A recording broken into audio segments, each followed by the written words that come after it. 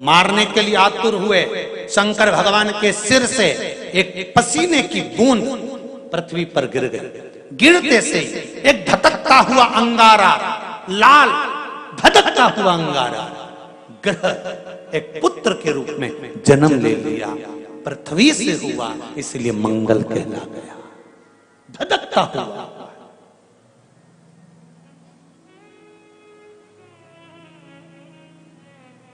पर अंधकासुर अभी नहीं मरा है। अंधकासुर की मृत्यु अभी नहीं हुई है। हर हर महा अंधकासुर की मृत्यु अभी नहीं हुई। धधकता हुए अंगारे के रूप में मंगल ग्रह प्रकट हो गए, जन्म ले लिए। पार्वती जी ने पूछा ये कौन है? शिव जी कहते हैं ये मेरे पुत्र के तुल्य है, क्योंकि मेरे शरीर के पसीने से उत्पन्न हुआ है, मेरे मस्तक के पसीने से पृथ्वी पर गिरने के कारण ये उत्पन्न हुआ है। इसका नाम मंगल होगा। ये ग्रह मंडल में रहेगा, देवताओं के रूप में पूजा जाएगा, पर मेरे क्रोध के कारण उत्पन्न हुआ है, इसलिए इसका ग्रह थोड़ा सा क्रूर होगा।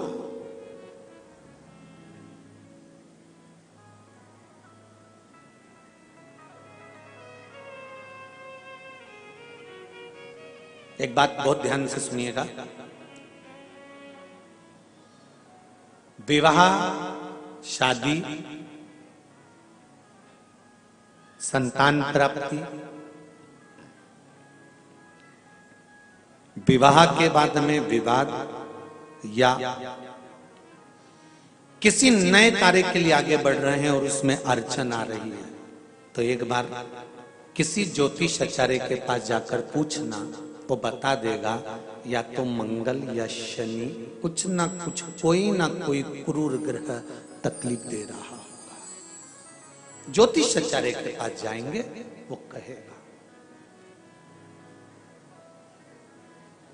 जितने भी ग्रह हैं, चाहे राहु हो, केतु हो, मंगल हो, शनि हो, बुध हो, भौम हो, सूर्य हो, ये सारे जो ग्रह हैं ये शंकर भगवान के शिवलिंग के पास में विराजमान है।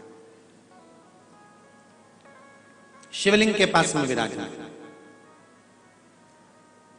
कभी मौका मिल जाए, विवाह शादी में देरी हो रही हो, या कोई नया कार्य चालू कर रहे हो उसमें देरी हो रही हो, या कोई सर्विस के लिए, नौकरी के लिए जा रहे हो और वो कार्य नहीं हो रहा हो, तो एक धतूरा, केवल एक धतूरा, उस धतूरे को फोड़कर उसके अंदर का फल निकालकर उस फल को शिवलिंग पर चढ़ाकर एक लोटा जल शंकर भगवान को समर्पित कर आइए।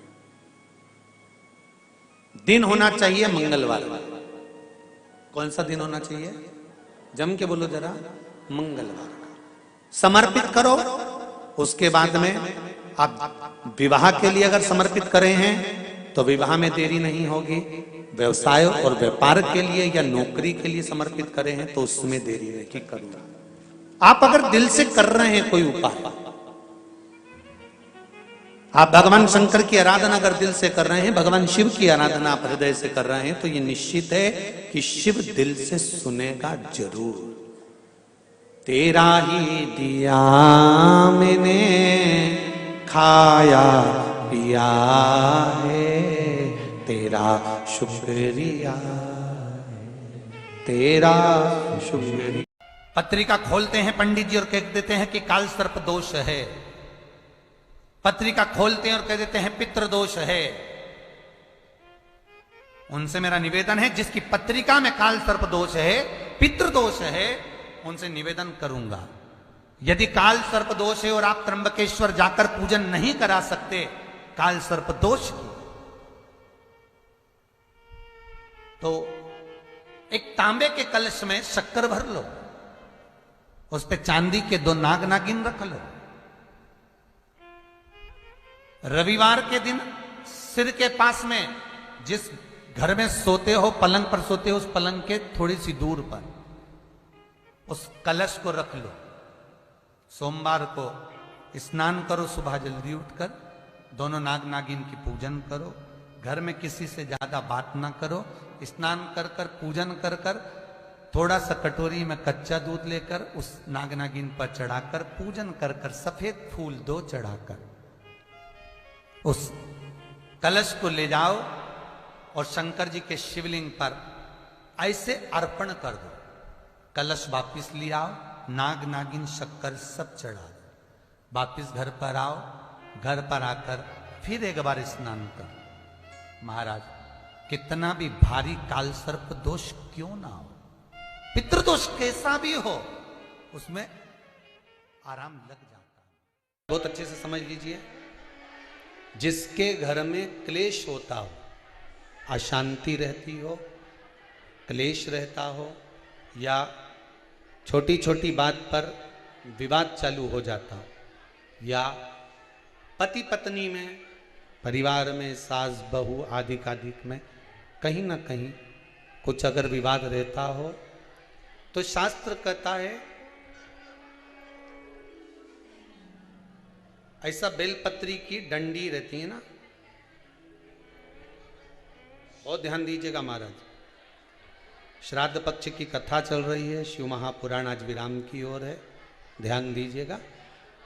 जैसे ये बेलपत्री की जो डंडी होती है, डंडी का जो भाग होता है बेलपत्री की, ऐसा बेलपत्री की 7 भाग ले लो, मतलब बेलपत्री 7 ले लीजिए। 7 बेलपत्र लेकर कच्चा जो सूत होता है ना, कच्चा सूत जो जानते हो पेड़ पौधे में माताएं लपेटती हैं, धागा जो होता है ना सफेद कलर का कच्चा धागा, जो बड़ में, पीपल में और आंवला आदि में लपेटा जाता है,